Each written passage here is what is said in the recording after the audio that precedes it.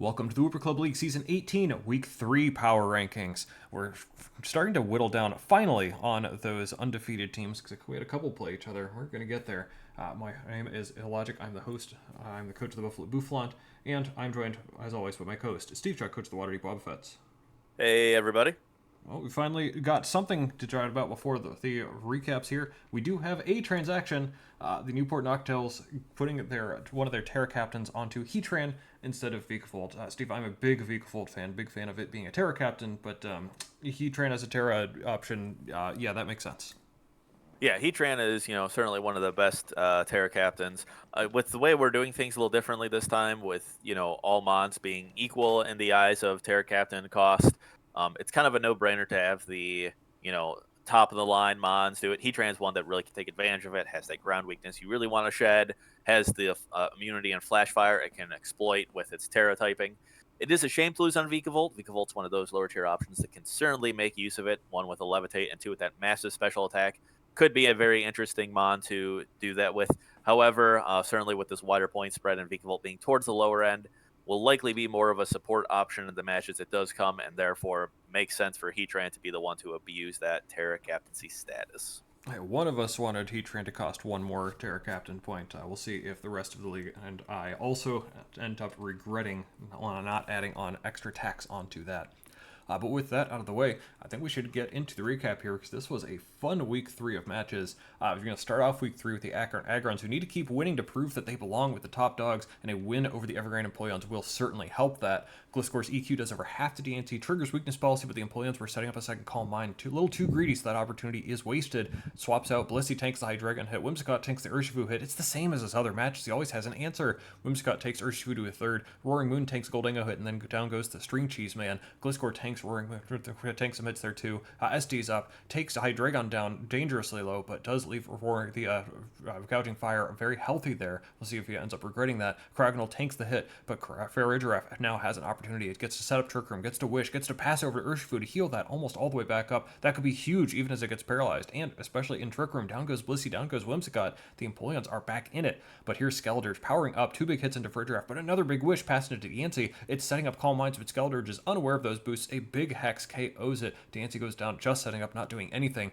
Hydreigon isn't going to do much to Terra Fairy Skeledirge either, but a crit Earth Power does bring in range of other attacks, even as it goes down. The Hydreigon is down, but Gouging Fire will revenge KO. It invites in the Roaring Moon, though, and look at that weakened team. Dragonclaw is going to KO that. It's going to KO Farigiraf. It's going to KO Urshifu. The Roaring Moon endgame gives the Aggrons their 3rd win. Next up, someone had to get on the board with this one, and it's going to be the Boulders that do just that against the Pups. Tinkaton gets up rocks and steals the Rocky Helmet before going down to Incineroar, Bundle taking chip, and then misses the Hydro Pump, plus Sinistra swaps in on a Rotom Blizzard, takes way too much, followed up by going Terra Water, not quite KOing back, and going down to a Volt Switch. The early lead does go to the Pups, but Cinder provides the turnaround opportunity. A pair of well-timed Trailblazes KO Swampert, Sandy Shocks in, Rotom Sacked, Zoroark chunked by it, Ogerpon is able to finish it off. Now for some fun, T-Wave, Latios fully paralyzed, into Ogerpon, fully paralyzed, Knockoff doesn't quite KO, but another full paralysis, so it goes down without doing a thing. Incineroar down to a Volt Switch, Corviknight to a Pyro Ball. The turnaround gives the Boulders their first W. Next match, here's a banger. The undefeated Noctows and your undefeated Wobbuffets. It was a close one, a classic, but the Noctows pulled this one out. Didn't look good for them early, though, as Palafin got activated with the cost of Terapagos going down to Primarina. Palafin tries bulking up and does KO Primarina, but it's all the way down to 5%. It's almost a 2-for-1 trade. Vikavolt in on Slytherin, gets up webs, but Garchomp is in already, and Estes up. Chomp goes Terra Water and brings Clefable dangerously low, but here's the turning point. Healing Wish. Meowscarada scares out the +2 Chomp out into Heatran to set up rocks in trade blows with Tornadoes before going down. Palafin back in, heals back up. Bulk up, down goes Torrent, Garchomp back in, Terra Electric, Terra Blast is the answer to KO the Terra to Chomp. Metagross gets some damage in, but can't quite do it. Meloetta takes it too, but just barely doesn't KO back and goes down. Finally, after Palafin goes down, Vikavolt reveals Air Slash to beat the Slytherin one-on-one. The Noctowl squeak out a big win. Halfway through, here's another big match for a pair of one-on-one teams with high expectations, but the Bouffalant are the ones who walk away winners over the Wooper Boopers.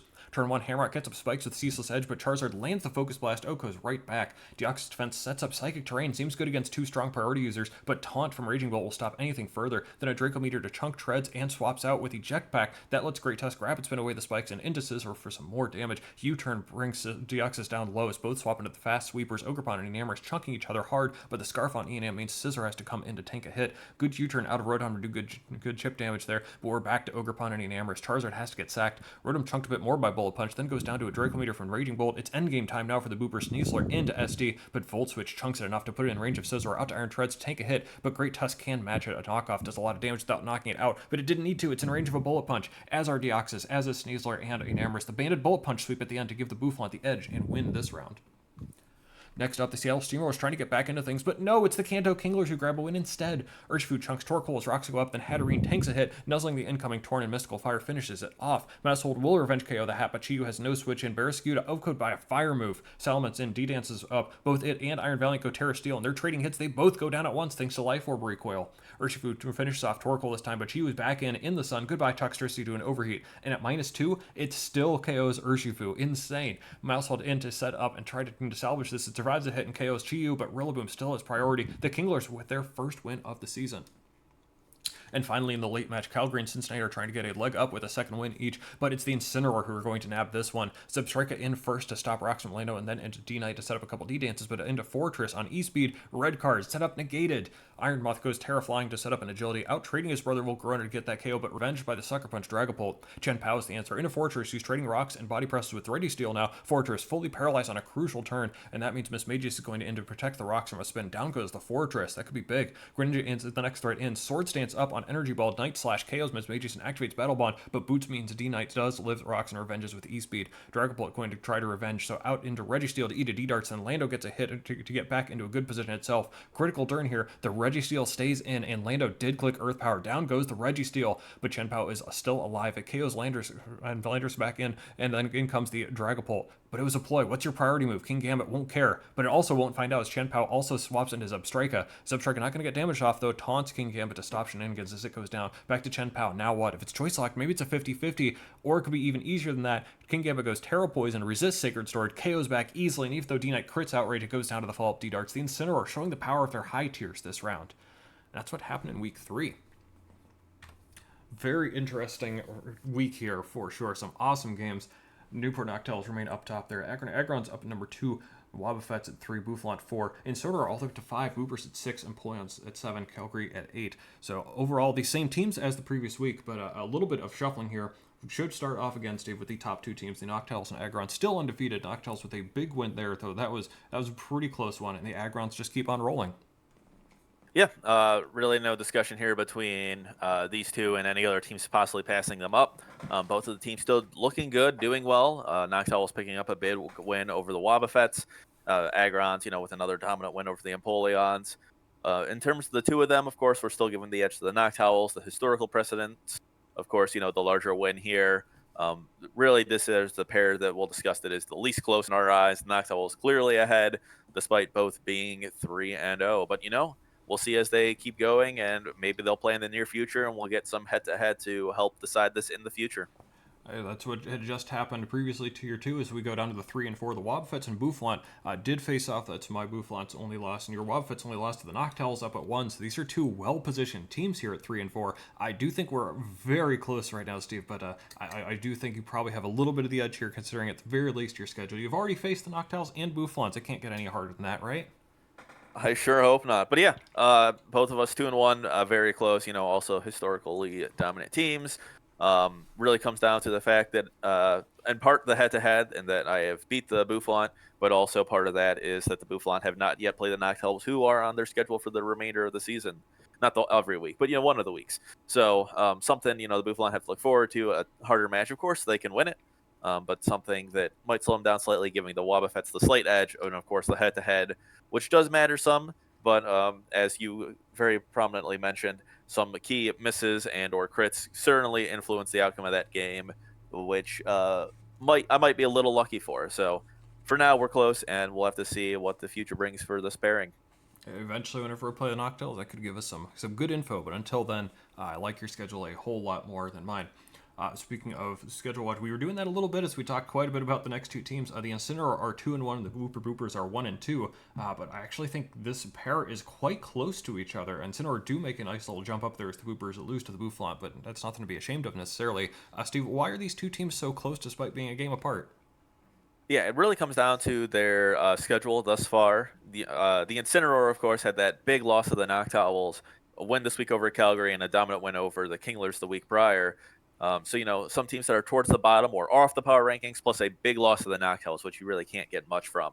The Boopers, on the other hand, have had a lot more closer games. A win over Calgary, a better win over Calgary than the Incineroar just had this week. Meanwhile, the Boopers had, a loss to the Bouffalant and a loss to the Aggrons. So they've played a lot better competition, all teams that are on our power rankings. And that does correspond to an easier schedule down the line. Very notably, though, the Incineroar do still have opportunities to win against some of these top teams that could certainly shake our opinion and push them up even further, which is what, in the end, gave us them the edge. It'll be very exciting, though, when these teams do play in Week 6, because that might be what it takes for us to really settle this closeness between their rankings. Absolutely. It sure feels like it's the top 4 and then maybe everyone else, but the Incineroar and the Boopers feel like the 2 teams that are most likely to break into those top 4 and have a real chance this season here. But that does bring us to our bottom 2 teams, the Empoleons and Corviknight. Steve, we're kind of scraping the bottom of the barrel to fail 8 teams in the power rankings, honestly. Empoleons Corviknight have shown something in the past. They're doing okay, I suppose, but we'll stick them on here for now. Yep, both of them 1 and 2, winning their first week, losing out. The Empoleons giving the slight edge as their losses are to, the 2 and 3 teams on here, the Wobbuffets and Aggrons. Certainly it doesn't hurt losing those teams, although you'd like to see closer and/or wins there. The Calgary team, their losses, to the Boopers and Incineroar teams that are both still on this list, of course, but a little bit lower on the list. The wins for both of them also on the Boulders and Kinglers. Teams that are both missing, the Boulders have probably a slight edge in our mind over the Kinglers. So overall, the Empoleons, with losses to better teams, a win against the better team, certainly get the edge over Calgary, although in our eyes, they are both here clearly at that 7-8 spot. Yeah, it's kind of a top half, bottom half thing right now, but they have a couple of good opportunities in the very near future to change that potentially too.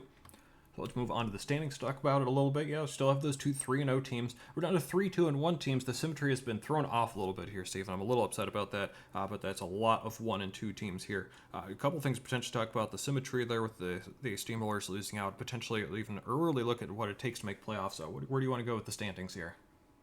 I mean, yeah, certainly if this symmetry follows, playoffs could be very interesting. With how small the league is, you certainly expect 3 and 5 to likely be the cutoff. But depending on how symmetry, on how the remaining games go, and if the symmetry maybe falls apart more and more, it could be something like 2 and 6 that ends up making it just because of the small season. So that'll certainly be weird, having quite an unsuccessful season in a traditional sense, but then making the playoffs and still having your chance, which maybe there's a benefit to these smaller seasons. Some other notes, just looking at some key differentials, Calgary does really stand out there. 1 and 2, the losing record, but still holding that positive differential, even above the 2 and 1 Incineroar that they just lost to. So something to keep our eyes on there, as if these teams are able to claw back up to similar records, that could be a difference maker. Yeah, even as of right now, 11 teams to the playoffs could be fun to see, and some differential points could make some big differences down the road. +6 and +4 is 3rd and 4th through 3 weeks. Doesn't seem right, but it's a lot of clumping there right there in the 1 and 2s right now. So that's going to do it for our look over week 3. We've got a week 4 schedule coming up, and Steve, this is one of the weeks we've ever had. What catches your eye? Well, there are a couple key games. I'll highlight one of the less key ones, being the Boopers and Steamrollers. Both of the teams 1 and 2. Boopers, of course, being on the power ranking. Steamrollers not. So a chance for the Steamrollers to really make a statement, get back in there, or the Boopers to catch themselves against a less historically well-performing coach and kind of start elevating themselves. Another key match, of course, is I'll take the easy one: the Noctowls Aggrons, the 2 3-0 teams. Fantastic to see that they get to play each other right now, and we'll be down to 1 undefeated team at the end of this week, and we'll begin to move forward from that point. You can absolutely not say anything about the Noctowl schedule thus far, even without the Bouffalant in the first half here. It's been pretty tough, having to face a couple of undefeated teams in a row, plus the Incineroar earlier. It's been tough for them. They very much deserve that top spot right now, but they're starting to face some challenges here. My Bouffalant and the Empoleons should be a pretty good one. It's a semifinals rematch from last season as well. Empoleons, their schedule hasn't been getting any easier either. This is potentially a chance to step back in there. Hey, having a positive matchup against a team like the Bouffalant would be outstanding, so that'd be a huge win for them if they could get that. Otherwise, maybe look down at the bottom with Calgary versus Boulder as well, the bottom team in our power rankings versus maybe the 9 or 10 team there with Boulder. Both of them have a chance to get back up to 2-2, which, as we saw with the playoff picture, could be just what they need to be able to punch that ticket, where the other team will be in a little bit of dire straits there. Which team's going to turn around? That could be a fun one for sure. So that's going to do it for us with the Week 3 power rankings and recap. Join us next time for Week 4. I promise you we're at the very least going to have a much longer intro because there are some trades and transactions we get to talk about next time, and that'll be a blast. So we will see you then.